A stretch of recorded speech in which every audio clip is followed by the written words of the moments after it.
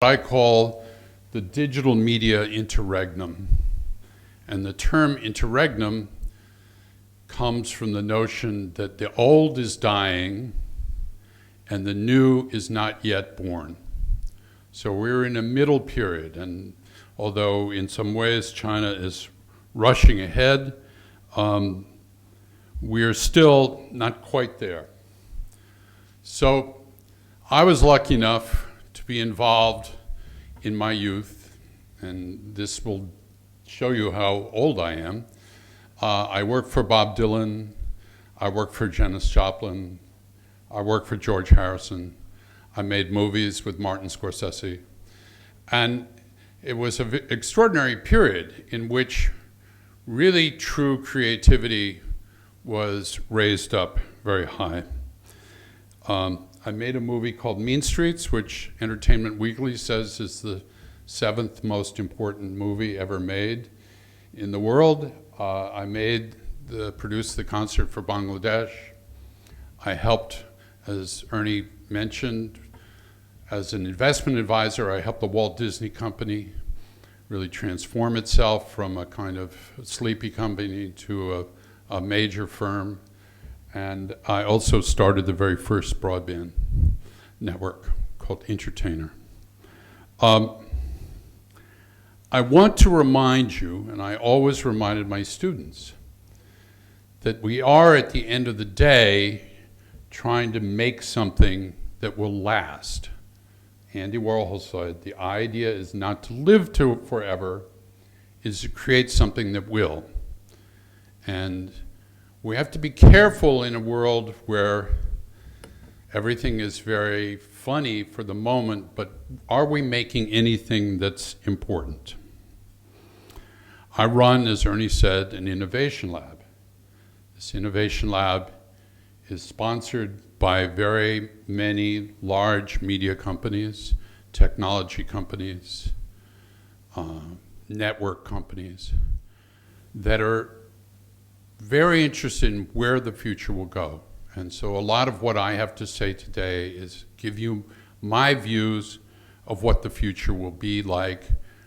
And I come at it, unlike David's presentation that's going to follow it, from what the legacy media is, that is the big media companies in America and the big content producers are going to do in this interregnum, in this transition.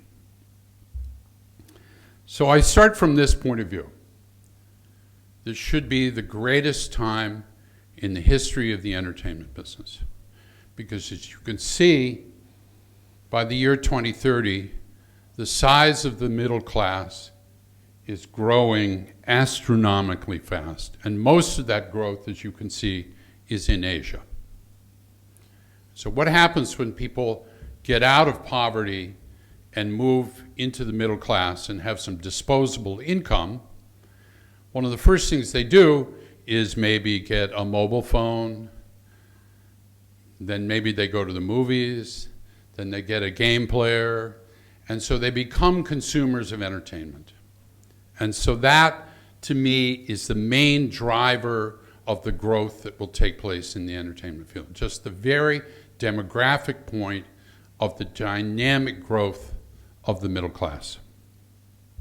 Now, what is happening is that for the very first time in history, people will be spending more time online than they spend watching TV.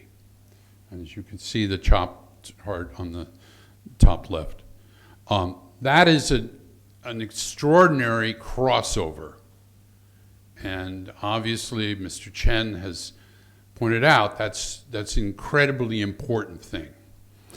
And this is a kind of amusing chart made by the folks at Facebook who are partners of ours, and obviously nothing goes in a straight line, but we believe they're right that by maybe the end of 2016, maybe the end of 2017, there will be 5 billion, with a B, smartphones in the world.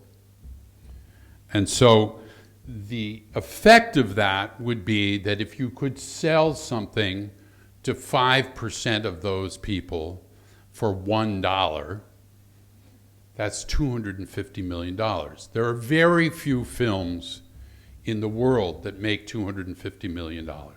And this is saying, all I need is 5% market share. So that's it. The law of large numbers becomes very powerful and interesting for us. But in the legacy media, as you can see, the time spent on traditional TV is declining dramatically, and especially for the generation that sits in this room. You are watching much less TV and watching much more online media. And so for legacy media companies, this is a problem because they are caught in this large investment in the traditional legacy television infrastructure. Companies like Viacom, which have in America 15 channels, MTV, Nickelodeon, Comedy Central, all like that. And they've made huge investments all over the world in these channels. And they can't just abandon them. So what's happening is, but the audience is abandoning those channels. And so what they're forced to do, of course, is sell their content to online players like Netflix. But there's more problems, and this points to the motion picture business. So 2 years ago, Steven Spielberg and George Lucas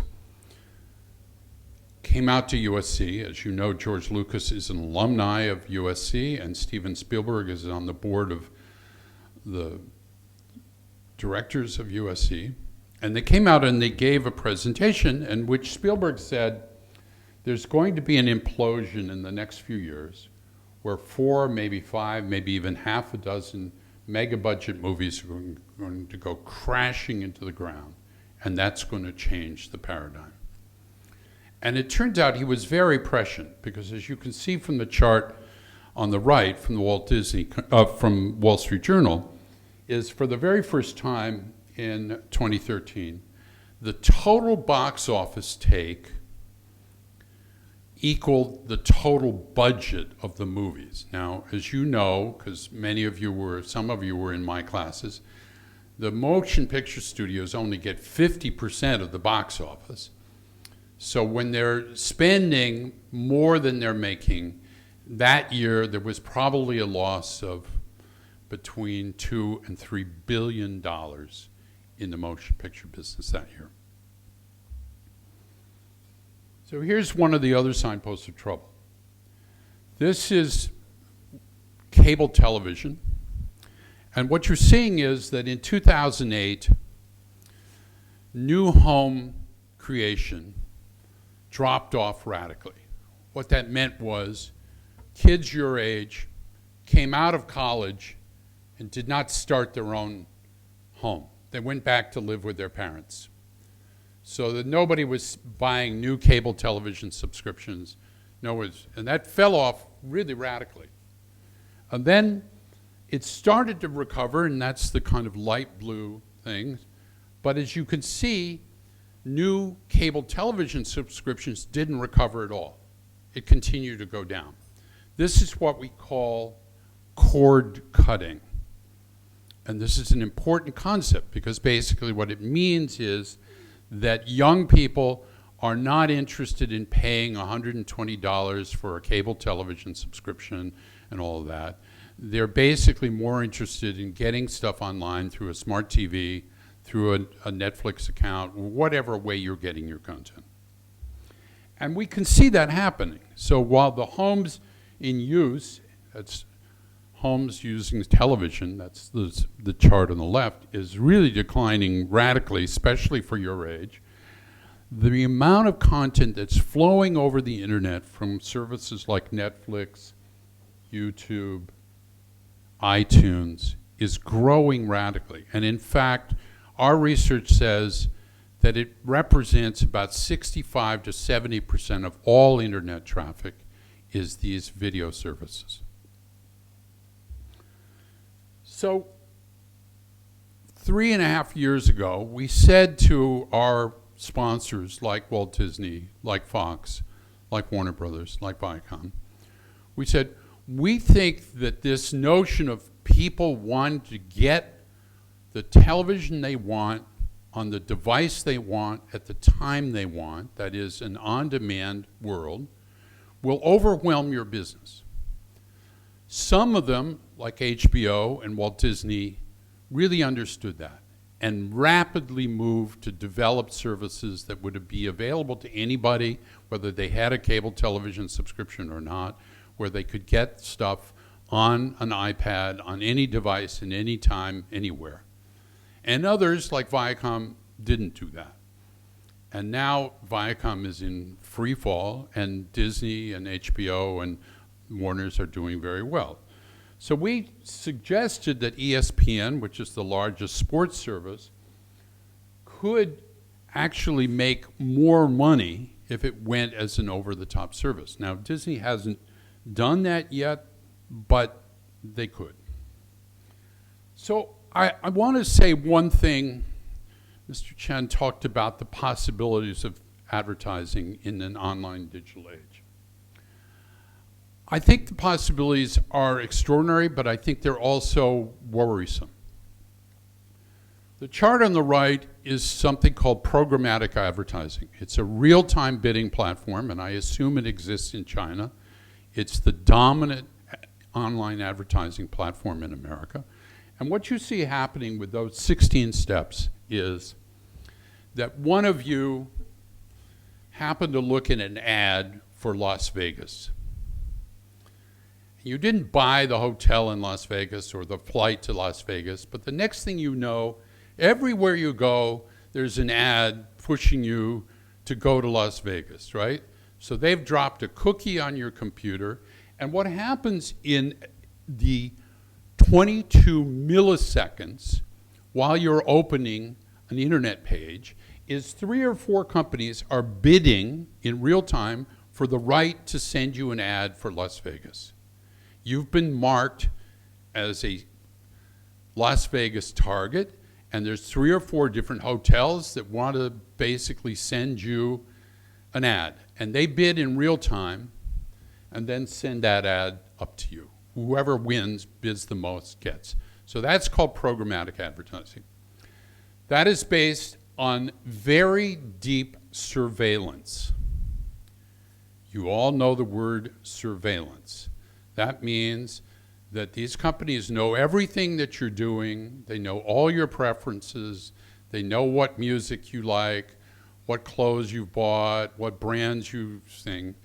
And the question becomes, will your generation be open to giving up all that data for free in return for this advertising? That is an open question, and it's not necessarily answered. The second problem. The chart on the left is the TV advertising business. So in TV, as you know, for every 30 minutes, there's a limited number of spots, advertising spots, in any 30-minute programming. This is what we call the law of supply and demand. And essentially, in TV, supply meets demand and everything sells out. Because there's only so many spots that can be sold, there's a limit, and people bid for that small number of slots, and they sell out. The online ad system, such as YouTube, has no limit to the ad inventory whatsoever. Supply never meets demand, and so as you can see, prices, that is, cost per thousand, continue to fall. And they've fallen on YouTube 6 to 7% quarter over quarter every single year for the last 3 years. There's too much supply, too much advertising inventory, and it's overwhelming the ability of the demand. So that's a problem. Now, this is being made up for the fact that there are more people on mobile, and so the total numbers for Google continue to increase, but this cannot sustain. The second problem, and I don't know if this is as big a problem in China as it is in America, is the problem of bots. Does everybody know what a bot is? A bot is a non-human viewer of the internet. As you can see, 61% of all internet traffic is by non-human viewers, bots. Now, part of that is bots that companies like Google deploy to crawl the web, to index the web, and do all that. That is what we would call good bots. But a huge amount of that is fraud bots. And so unscrupulous publishers deploy these bots to pretend like they're clicking on ads so they get paid more money. And the advertising agencies don't really care. The publishers certainly don't care because they're getting more money. The ad exchanges don't care because there's more volume of click-throughs. But the brands themselves who are paying for this are getting totally screwed. Excuse my language. One other thing. Many companies are telling you how many Twitter followers they have. Many politicians are telling you how many Twitter followers they have. Well, our research says that for many of these companies, more than 50% of those followers are bots. They're not human. So if you look at Whole Foods, 50% of their followers on Twitter are bots. I promise you those bots are not buying any food. They're not taking any airplane trips or anything. So this is a problem that the ad industry is going to have to clean up. So I've said we have signposts of disruption, but these also can be signposts of opportunity, and that's where I want to turn my focus to. So what is going on in the United States is an extraordinary proliferation of online, over-the-top video delivery platforms. Every one of these is an online delivery platform. Some are subscription, some are ad-supported, some are pay per play. But this is really growing, and it's growing extraordinarily fast in the States. And from talking to some of my students, it's growing very fast here too. Many online delivery platforms for video.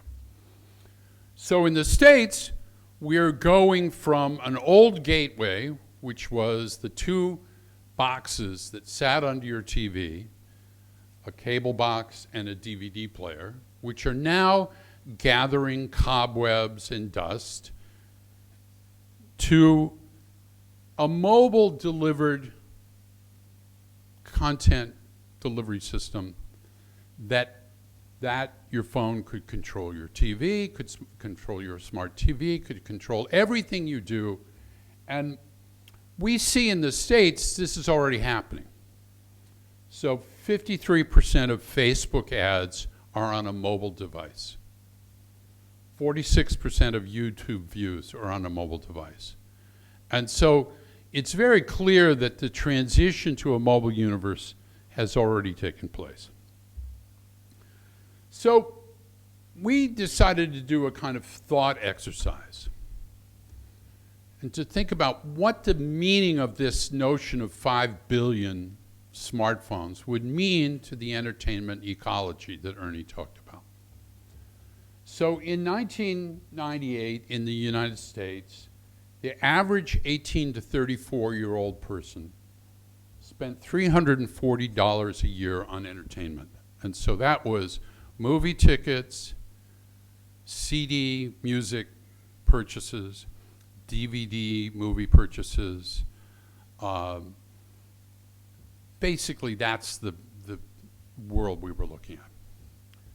And distressingly for the media companies, even accounting for inflation, that decreased to $232 a year by 2012. Now, why did that happen? Well, obviously, a lot of you had access to free music. You had access to free YouTube content. You were spending hours on Weibo and WeChat and all those things, so you weren't going to the movies so much and all that. And so that was a problem, right? I mean, in terms of paid media. So here was our thought experiment. What is the potential for 2020 for home entertainment spend? And assume that we had 5 billion smartphones, mobile devices. So what if the top 10% of that demographic, the richest 10% of that 5 billion, spent $28 a month on content services? That is a lot less than they spend today in the United States on cable TV, but even if it was just $28 a month, so that would be 170 billion. Then the next 40% of the demographic spent $10 a month, and that's the equivalent in America of a Spotify account or a Netflix account. And that would be another 240 billion. And then let's say the bottom 40%, that is the poorest 40%, didn't spend anything in terms of subscriptions, but looked at enough advertising to generate $5 a month while they watch their content. So on Spotify, you can watch advertising and get the music for free, and so that would be another 120 billion. So that was a total of 530 billion. According to IHS Global, the total global consumer spending on entertainment in 2012 was 140 billion. So what we're saying is there's a huge upside, but the upside comes with some caveats. There's what I believe are 4 basic problems. There's a curation problem, there's an advertising problem, there's a piracy problem, and there's a monopoly problem. So what's the curation problem? This is a chart of the music business in 2011. And what this chart says is that 80% of the streaming and downloads of music in 2011 went to 1% of the content. Try and get that in your head. 80% of all revenues went to 1% of the content. That means that Jay-Z and Beyonce are doing really, really well, and the average middle-class musician is barely making a living. In fact, way down at the bottom of this chart, that tiny little sliver of green is 6 million of the 8 million tunes that were available that got less than 10 downloads for the whole year. So let's assume that in the best possible world, that was $10. That's what a musician made for a whole year per tune. That's pretty distressing. So how do you get around that problem?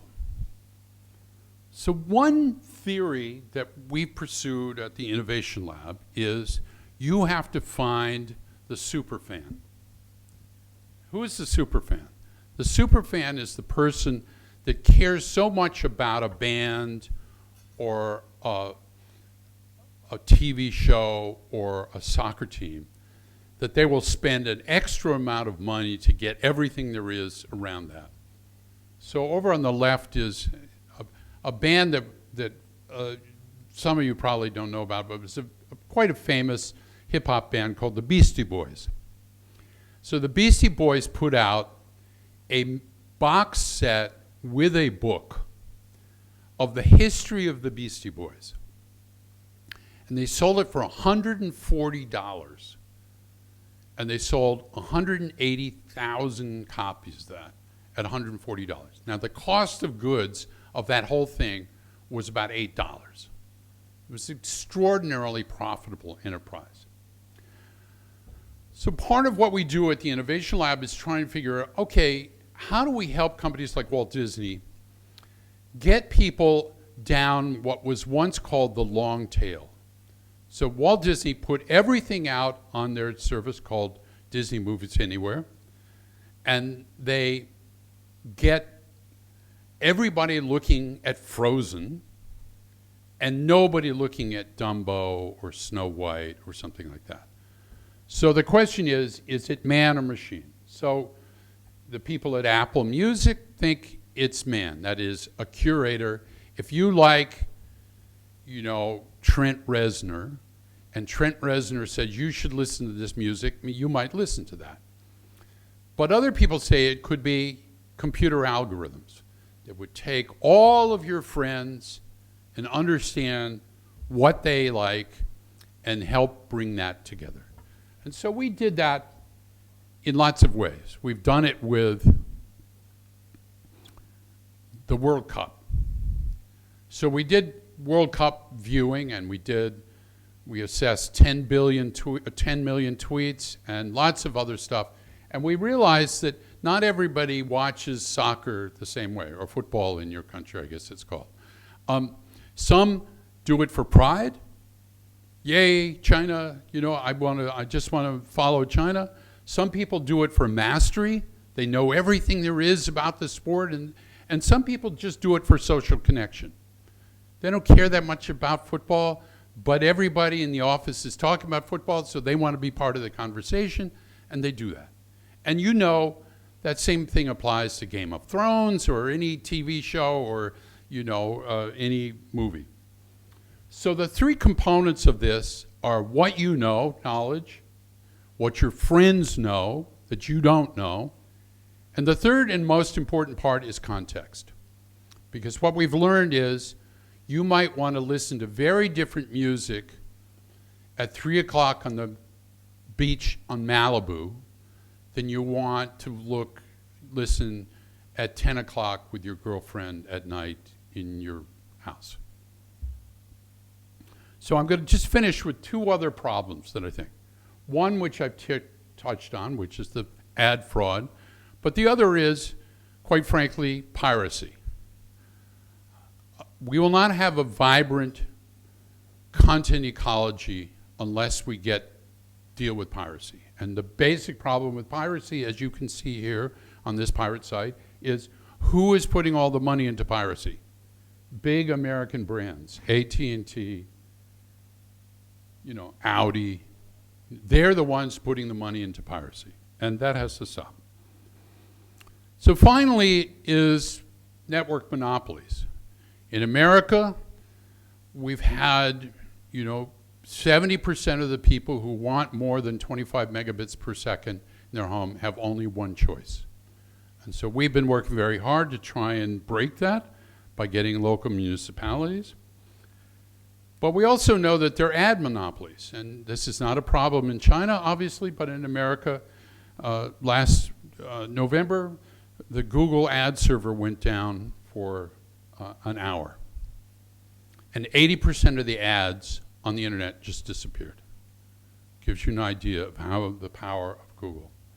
87% market share. YouTube, as you can see, has almost 60% of all streaming music and makes up only 10% of the money that flows to music. So imagine a world now where we're going to have new ways of doing content. Virtual reality, all sorts of other ways to do that.